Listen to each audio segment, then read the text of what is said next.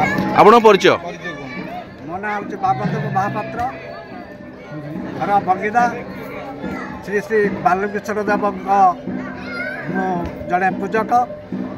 आपण केते वर्ष होला पूजा कलेनी? एठारे ठाकुर बहु पुरातन जगुर अछंती। आम बाप कृषि बाप पूर्वपुरुष एठारे ठाकुर विराजमान।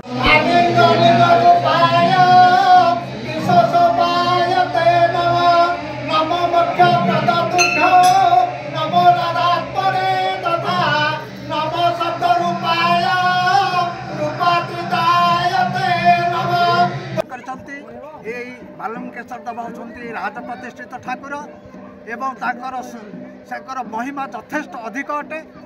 एवं आखपाख ए अंचल जो लोक मानू पाली ज्वर हुए से एठारे आसी पाली ज्वर पाई गोटे गछर नई को नहीं बुद्धि करती। बुद्धि कर पिंधिले 2.5 दिन पर ज्वर संपूर्ण रूप से भल हो जाए।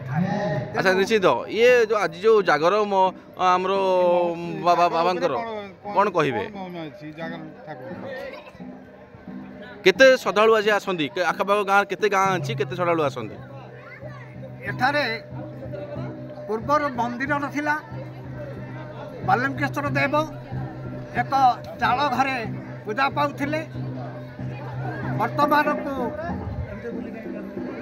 50 वर्ष पूर्व 40 वर्ष पूर्व ए मंदिर कार्य आरंभ हो संपूर्ण रूप से मंदिर तैयारी कर यार चतुर्पार्श्व विभिन्न देवादेवी मंदिर रही अछि। एठारे संकट मोचन हनुमान मंदिर अवस्थित अच्छी एवं से जगतनाथ जगन्नाथ मंदिर पूजा पाँच एठारे माँ ठाकुराणी मंगला गणेश कार्तिक पार्वती देवी मंदिर सबू मंदिर एठारे एवं जो चाल घर थिला आज से सब रूपरेख सब बदली संपूर्ण रूप से बदली जाइए जहाँ लोक मान सहयोग एवं साहाय्य जो एठारे एक विराट मंदिर सृष्टि हो पारी। अच्छा भक्त केते समागम हेबे एठारे प्राय भक्त 2000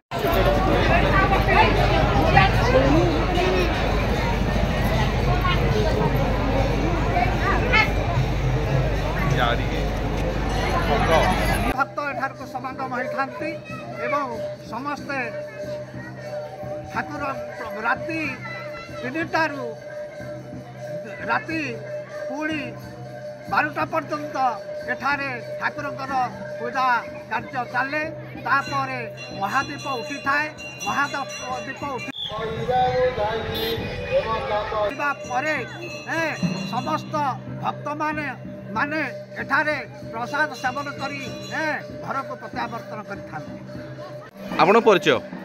मो ना विभूति साहू मो घर है बंगिदा।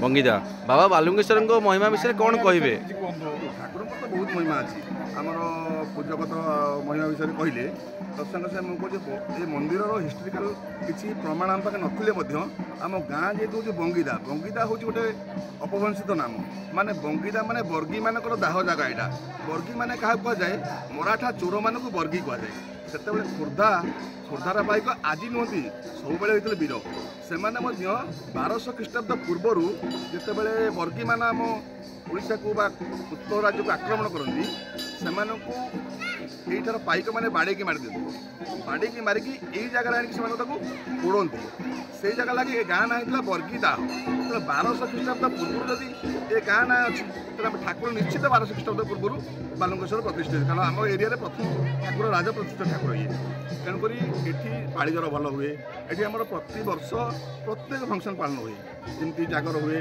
शिवरात्रि हुए तो संगे संगे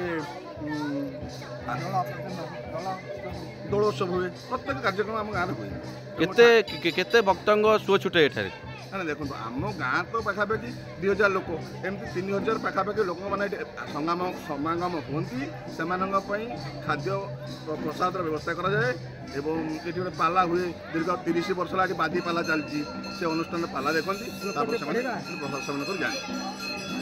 କେତେଟା ସମୟରେ ମହାଦୀପ ଉଠିବ ଶୁଣନ୍ତୁ ଆମର ତ ଆମ ଏଠା ବାଲୁଙ୍କେଶ୍ୱରଙ୍କର ସାଧାରଣତଃ ଆମ ପୂର୍ବପୁରୁଷ ଜାଣିଛୁ ବା ପୂଜକ ଆମେ ଜାଣିଛନ୍ତି 12ଟା ପରେ ଆମର 12ଟାରେ ହିଁ ଉଠେ ପ୍ରାୟ ମାନେ ଅଲଗା ପାଞ୍ଜି ଏସବୁ ସହିତ ଆମର କିଛି ସମ୍ପର୍କ ନାହିଁ ଆମର ପ୍ରତ୍ୟେକ ଜାଗର ଦିନ 12ଟା ରାତିରେ ହିଁ ଆମର ମହାଦୀପ ଉଠେ ପ୍ରତ୍ୟେକ ବର୍ଷ 12ଟା ରାତିରେ ଉଠେ ଧନ୍ୟବାଦ।